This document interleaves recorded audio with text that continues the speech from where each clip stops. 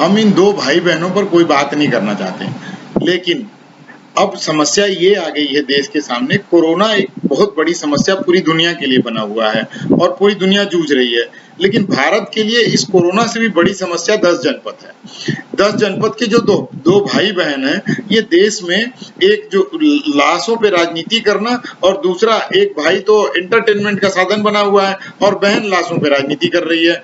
और अब जो है कांग्रेस पार्टी का दर्द इतना छलका है उत्तर प्रदेश के मजदूरों के लिए कि इन्होंने की 100 बसों की लिस्ट उत्तर प्रदेश सरकार को भेज दी। उन्होंने कहा कि चलिए ठीक है, बहुत बढ़िया बात है, लेकिन अब जब उन्होंने जांच करवा दी तो अब आप कह रहे हो कि नहीं, स्कूटर का नंबर नहीं है, जितनी बस है उतनी की अनुमति दे दो, बाकी तो स्कूटर और ऑटो रिक्शा है उसको मत दो अनुमति, वो कोई बात नहीं है। उस पर भी ट्वीट कर रही है। कितने निर्लज्ज हैं ये लोग, और जिसका कोई हिसाब नहीं है। और ये सेकुलर मीडिया, आशुतोष जैसे लोग इन जैसे लोगों को जस्टिफाई करते नजर आ रहे हैं। तो आपको हमें ये समझना है कि ये लोग ऐसा क्यों करते हैं। ये लोग इतने बेशरम हैं कि देश चाहे खंड खंड में बट जाए, देश चाहे टुकड़ों में बट जाए, और देश के खिलाफ जितनी अराजक शक्तियां हैं उनके साथ खड़े नजर आना इनका काम है। टुकड़े टुकड़े गैंग के साथ खड़ा होना कांग्रेस का काम है।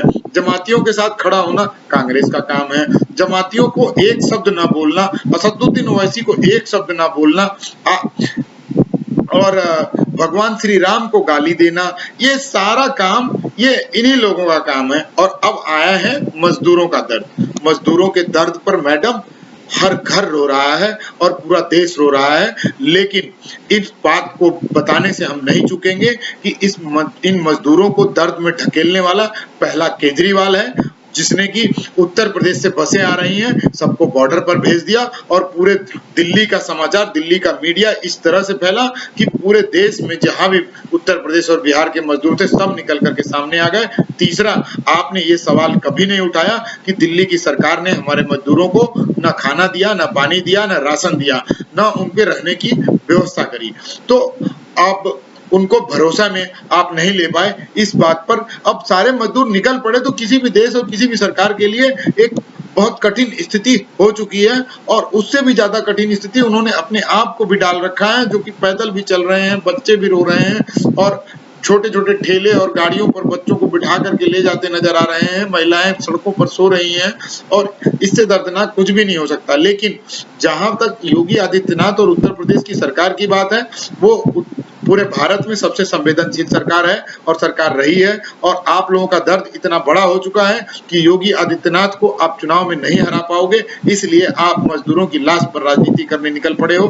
पंजाब से और राजस्थान से तो बसें आपसे चलाई नहीं गई, और अब आप ये कह रहे हो कि कांग्रेस पार्टी व्यवस्था करेगी। कांग्रेस पार्टी क्या व्यवस्था करेगी वो सबको पता है। और मैडम, अब राहुल गांधी को लोगों ने, आपके कांग्रेस के लोगों ने ही इनकार कर दिया है और किनारे कर दिया है। लोग आपको नेता बनाना चाहते हैं। आप अमेठी की सीट अपने भाई साहब को हरवा चुकी हैं, और उत्तर प्रदेश भी आप हरवाई चुकी हैं। तो उत्तर प्रदेश में मायावती के वोट बैंक पर आपकी नजर है, क्योंकि 22% का मायावती का वोट बैंक और मुसलमानों का वोट बैंक मिला करके आपकी सरकार बन जाती है।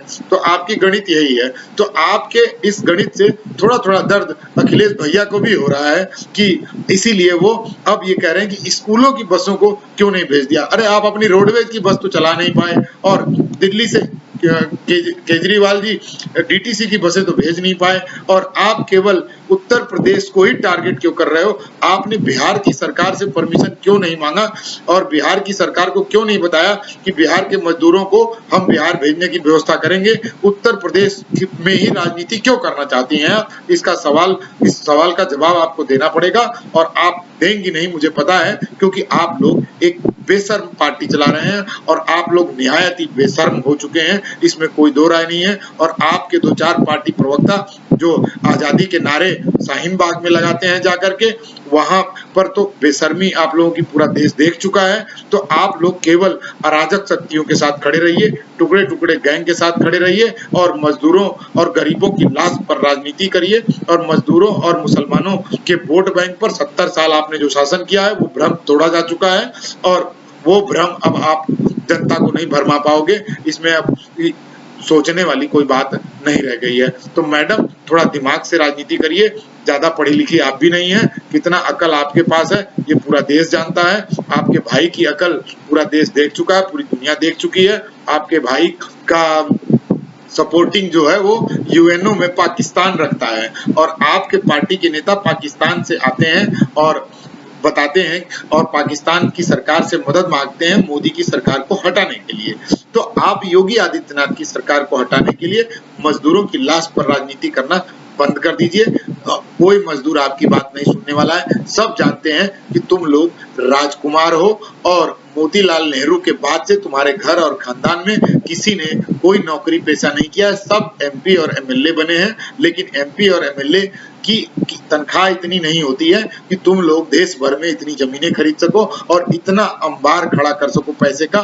तो सारा दलाली का पैसा आप लोगों ने रखा हुआ है, जिसकी पोल अरविंद केजरीवाल जी खोलने वाले थे, लेकिन वो खुद अपनी झोली भरने में लग गए और मजदूरों के खाना जो उनको खिलाना था वो भी न खिला करके अपने पास जेब में झोली में भर लिए हैं। उनको वो वही आदमी है जिनको कि एनजीओ में सबसे ज्यादा पैसा लेने के लिए अवार्ड मिला हुआ है और वो पुरस्कार जीते हुए हैं। और तो अब आप लोग को पूरा देश जान चुका है।